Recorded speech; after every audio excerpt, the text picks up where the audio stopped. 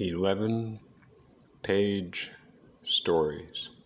Written through L.T. Zupan. Read by L.T. Zupan. Story number 11. Eyes Wander.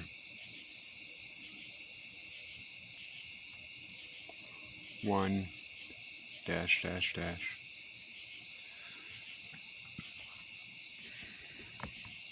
My name is Crimson. Yes, like the color. 4,500 years ago, something bit me in Egypt, my old home. I've never really been the same since, you could say. In my wanderings, at first, the first few centuries, that is, I used to take some small delight in watching someone wander. My eyes would gravitate to those types somehow. That time is dead now, however. It did not take long for my passing fancies to fade into the passing sands of time and into the proverbial wind. Now, you would think that after over 1,000 years, blood would grow to disgust me, and along with it, the act of absorbing blood from another would come to revile me.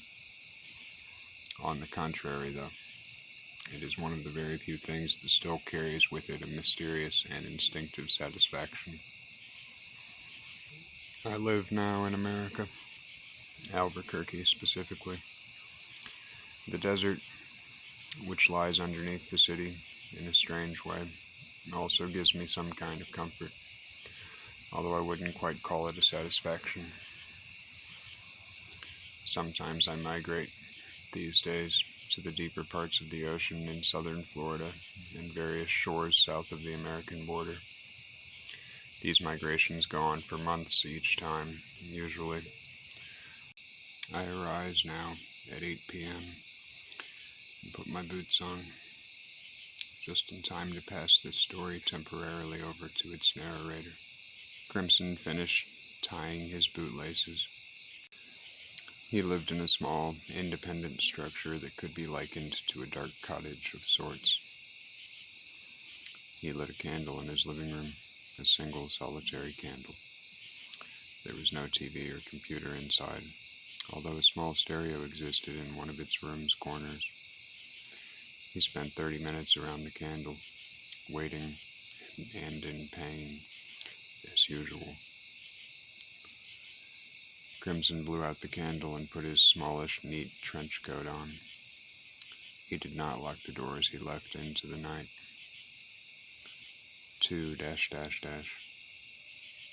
The moon was a blood orange that night as he walked to the downtown area. True, he could have taken a taxi cab, but the walk was preferable for now.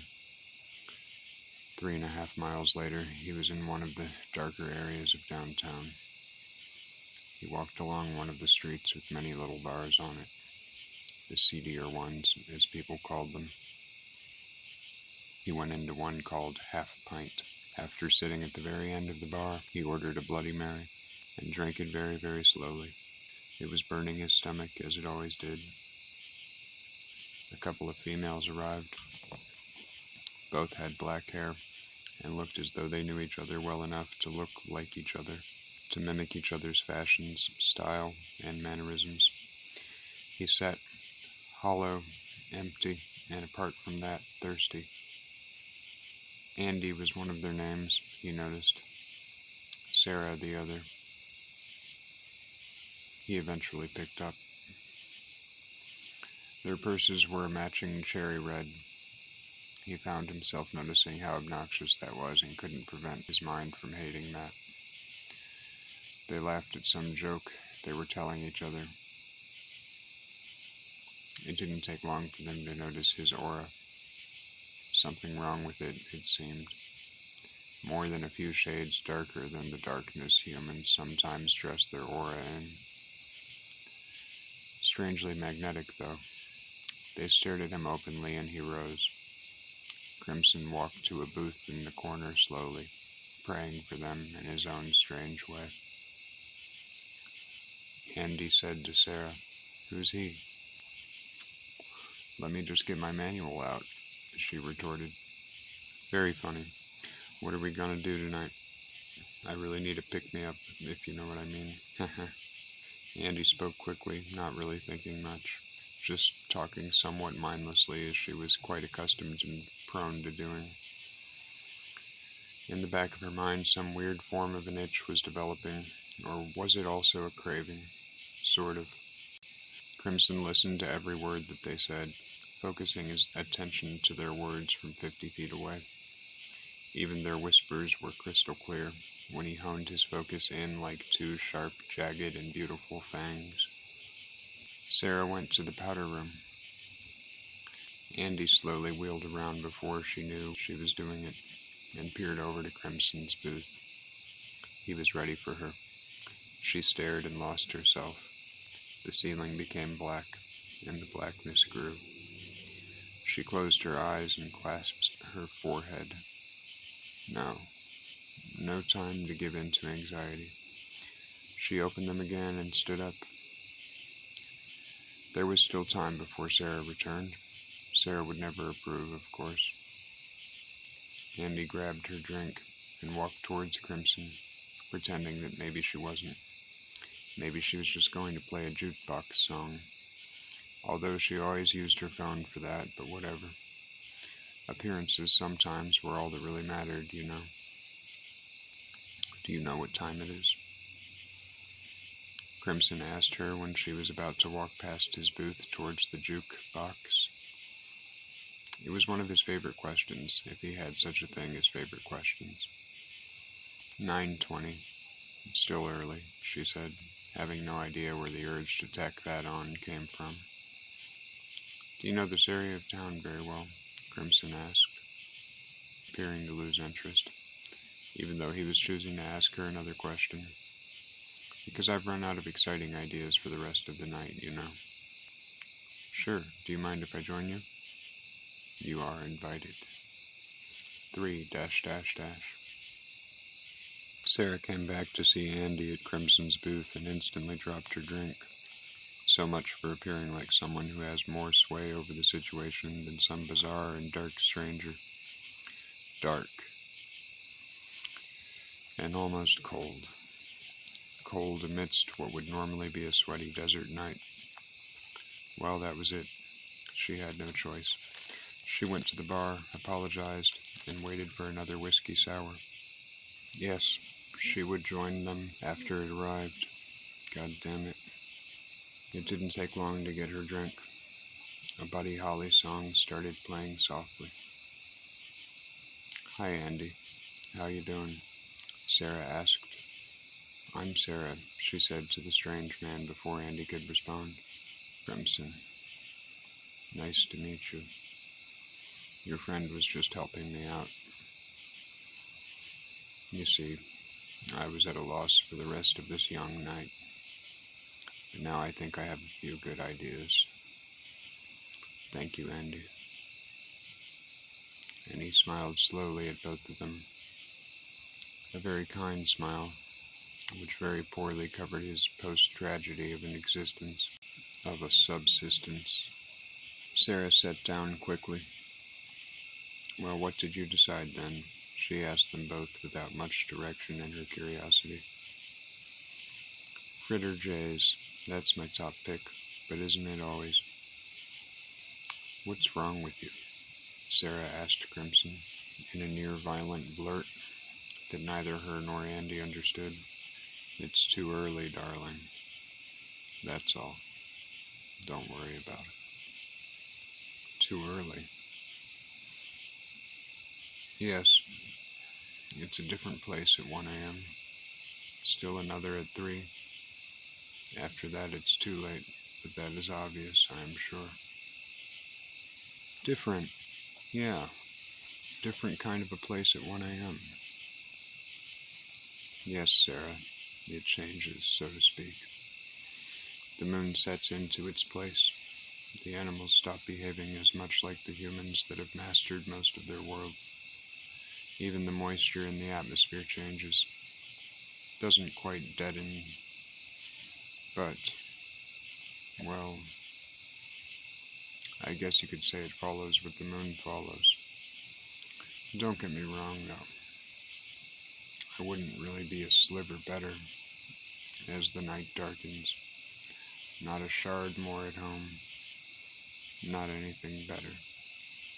Still I am grateful. Andy? It is Andy, right? I'm so dreadfully sorry. I'm abhorrent with names. Absolutely wretched. Nothing. They sat in silence. But what about the two of you? What will you do to brighten the rest of your night? Something both delightful and exciting, I hope. We should go to the park. Finally, Andy spoke. Would you go with us? I'm sorry, what is your name, mister? Crimson. 4 ... This is also a cemetery. You are aware. Crimson whispered with a near reverence. The kind of reverence only a junkie knows of. We are now, Sarah giggled, all of her fear and consequent contempt for the wandering stranger now gone. They walked around a corner, continued a little further along the way, went around a second corner, continued along the path, came to a bench facing 3 tombstones. Inevitably, the tombs of a family 6 feet below, all dead in the 1800s. Crimson sat first, to one side of his 2 20-something girls. He peered up at the moon. His eyes were flashing and burning with a near-neon radiance. The stars may as well have not existed, for all the stringent clouds, opaque, obscuring, a deathly sick gray, they straddled the broken sky. He rested his hand on the back of Andy's neck. How he wished he could not be so hypnotic to such young creatures. Not any younger than their grandparents in their 70s, really. Not to him. So young. So wrong for trying to achieve something of value in their short lives. So betrayed. That was the only thing he ever had in common with anyone these days. The mutual betrayal. His ancient grandeur ruined, precisely in the same way a small child's hope for a better toy is ultimately ruined. A hope for a toy that might even matter one day. A hope for something that might amount to something that matters. A gift of having at least that in common. Well, an anti-gift, actually, but the one unifying commonality nonetheless. He pierced Andy's neck with the points of his canine vampire teeth. 2 tiny little points opened at their tips, and he pulled her life's blood in as a mirror to that of a cobra emoting its venom, its black poison into its victim's soft flesh, with unforgiving rigidity and expertise. All the while, he stared at Sarah, both entranced by her and entrancing her. How like a great red ant she had seemed, when she still had her breath, that is. Andy fell from his jaw, and Sarah broke his trance.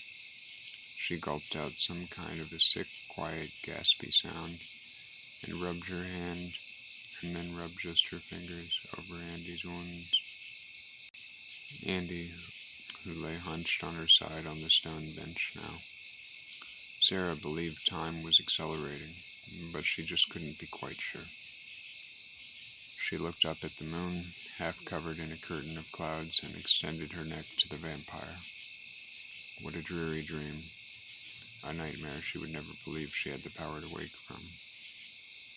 As his ancient stone-like ivory fangs penetrated her modern graceless neck, her mind filled with images of blood-running aqueducts and black granite waterfalls, oozing a near black blood. Yes, with an almost indigo twinge on the deep wine color. She looked up one last time and placed an arm on Andy's white dress, caressing her shoulder and crying, while wrapping the other arm around the vampire for one last embrace. Her entire body pumped for him, a pulsing of her entire being, born to give her deepest red away, to give every last bead and beat of it away. She collapsed to the ground, and he swallowed. Using Andy's sleeve, he wiped his mouth, stood, pushed her off to the ground to rest with her friend on their newfound family's tombs, and slowly walked away. 5 ... And now I have arrived at my desert home. I draw the curtains to a close and retire down into the basement. Around 30 minutes until the evil rising settles within my dark blood. 2 more human souls absorbed, circulating within my treacherous circuitry now. The eloquently reconfigured, sleek internal design of an immortal. Simpler and far more powerful than my distant human relatives. Elegant and incomprehensibly wrong. The worst part being that it is the most right. I, or any human, or any spirit for that matter, has ever found. I sit in the subterrane and wait. No candle now, just black. Their lifetimes have flashed and passed through me. There was a time when it would have been a noticeable process, one in which a clarifying of sorts occurs, a panning, 99% segregated out and disregarded, the rest merged into me. However, as of roughly 500 years ago, I have ceased to notice the process anymore, and I have come to believe that it has made itself terribly more efficient with each passing day. Soon I will feel no elevation at the taking of a life, and that likely will spell the beginning of the end for me. When it is all said and done, for those rare few who surmount the resistances of this world, all that remains to destroy them is not drama. Quite the opposite. It is their own unnaturally advanced efficiency, speeding them to the end. So as it all wanes and breaks its promise to me, as it has from the beginning, I pull myself into my tomb-like bed. Not a coffin or anything as absurd as that, but an enclosed, body-shaped container, sealed away from anything outside of itself. Almost like a type of cave, but only almost. Closer to a coffin, you know. Hopefully I will sleep late this time. Very late. Now back to the lovely narrator. 6 ... Night dawns. Crimson rises. He has a renewed sense of something humans might call desire. It's closer to plotting, in fact. He takes a taxi to one of the several bad areas of town. He pays the cab $34. He sets to walking once again. The girls from earlier, utterly forgotten, like all the others. The vampire walks for a while, wandering seemingly, aimlessly and amiably, and upon reaching a vast intersection in a desolate district, he sits on the concrete corner, resting his boots' flat tread on the local asphalt. The night is darker than the previous one. He is part in this dimension, and simultaneously in multiple other worlds, none of this granting anything remotely like solace, but not necessarily fueling any torment. Time passes for Crimson. as it always has. The vampire pulls more so back into this earthen world and cranes his head back to a level straightforwardness. He sniffs the night air. That is it. He caught it. The scent he was seeking. It is not almost a resemblance of an excited crimson. There is no such thing.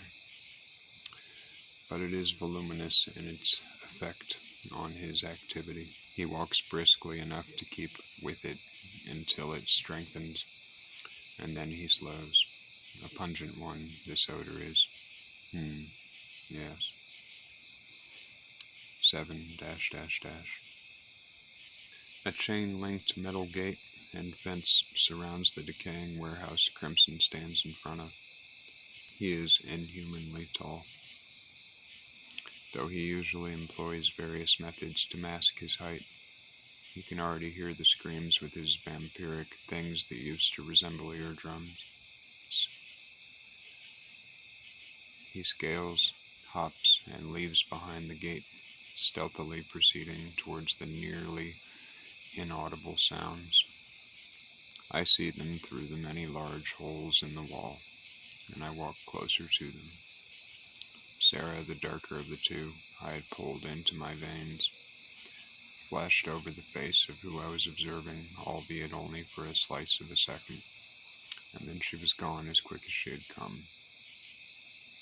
The two who stood before me in their little warehouse must have once been very good friends themselves as well, but it definitely looked as though it had been a while, maybe even best friends the more I pondered it.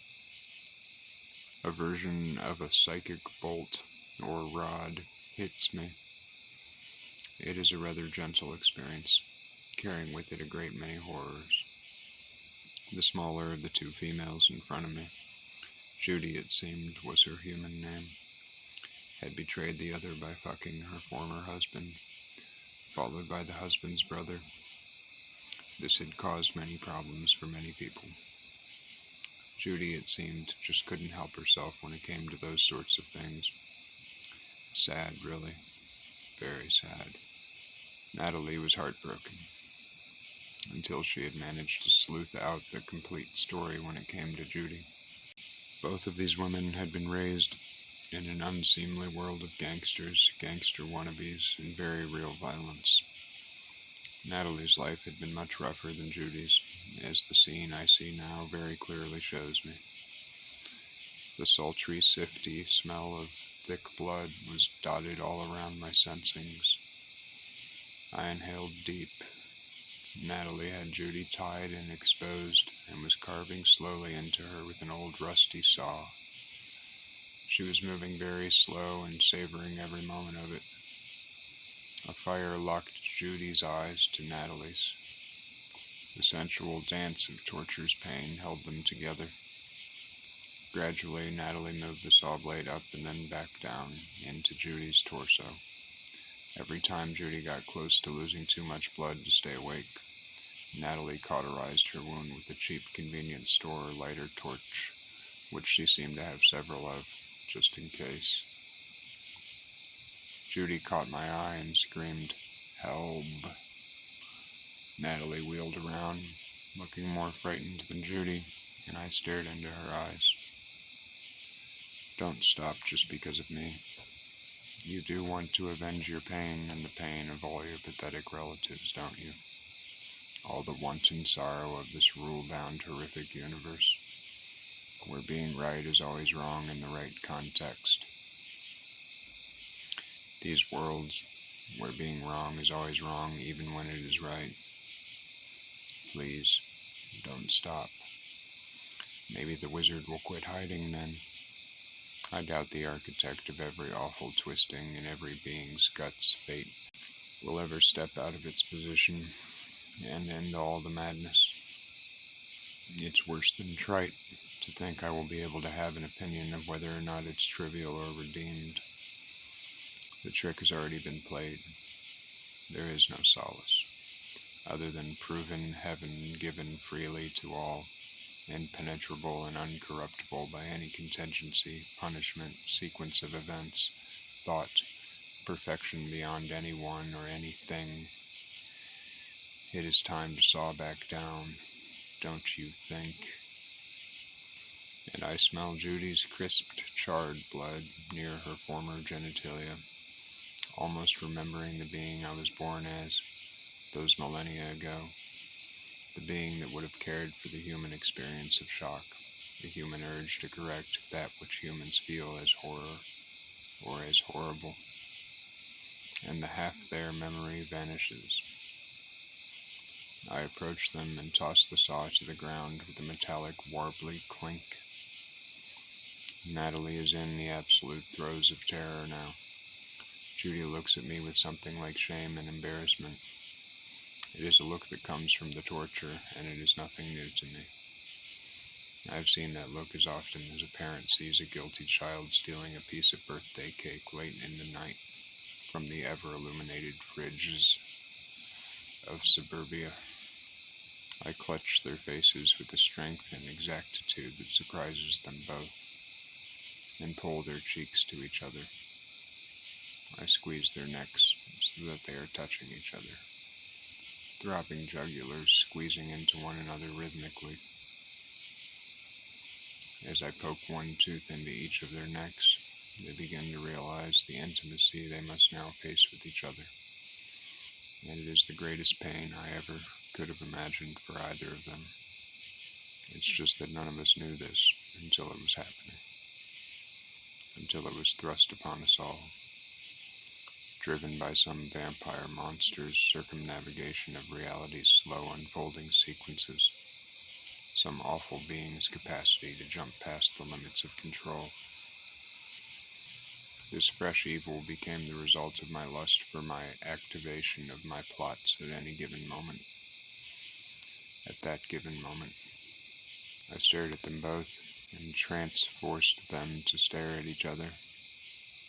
The intimacy tore their souls apart from the inside like a raping cyclone that came from the deepest depths of their hearts, as well as from nowhere at all. Just as I had no time to plan, but still though, just as I knew I had planned. Somehow, whatever it is that makes the fucked up me, the vampirist part of me, had definitely planned it. The gray whites of their eyes had tiny little red veins in them, like all humans' eyes do, and they started to burst from the turmoil and internal torture within them both. Solid red were their entire eyeballs now. Had I been human, I'm sure I would have become erect between my legs. Legs I have used for thousands of years to wander, to crouch, to lie, even to sit Indian style as the racists have caused us to call that particular posture. How amazing, I thought in one of my rare, passing, seemingly frivolous thoughts. Despite everything I've become, I still find racism ridiculous. I pressed their heads together as I fed upon them, so their eye sockets were pushed against each other, and felt them shriek as their eyeballs exploded and their blood mingled, a shriek of a rare high level I have almost never encountered, coupled with the forced yet inspired giving of the last of themselves to me. This all melted together and into me as I used my powers to burn them both, to burn them in the center of their brains and catalyze the last of their lame human excuse for evil selves out of their shells and into my infected heart, which served only waiting for impending and hopefully unstoppable death. Not that I could ever truly bring myself to care about anything, including, of course, anything I say to you now. The vampire, Crimson, walked to the corner he knew the taxi cab was driving up to. He was charged on every level, yet he is tired. So very tired. He endures the car ride home, walks into the diseased cottage and steps down to the basement. No dreams tonight, as usual. He envisions a rainbow of blood, a spectrum of the many hues of blood. Not the shape of a rainbow, just the spectrum, mind you. The specter. Sleep comes quicker to him than expected. He remembers when he first was forced to forget what a blessing was. A blessing like wanted sleep coming quick, as opposed to the thing he now dealt with, which was never actual sleep. He loathed his mind's generations of complaints, and that thought as well. Crimson plunges into the abyss as his eternal rest and peace draws nearer, devoid of any justification or condemnation, free of reason. He is a vampire with no real goals, not really, deep down, or actions, and in his true cursedness, and in his true blessedness, he has wrought nothingness upon himself and the world. Yet, that which is his love, and that which he truly loves, inevitably is destined, and every better thing, ever approved of by whatever, and articulated better too, is as well. Crimson sleeps and does not dream.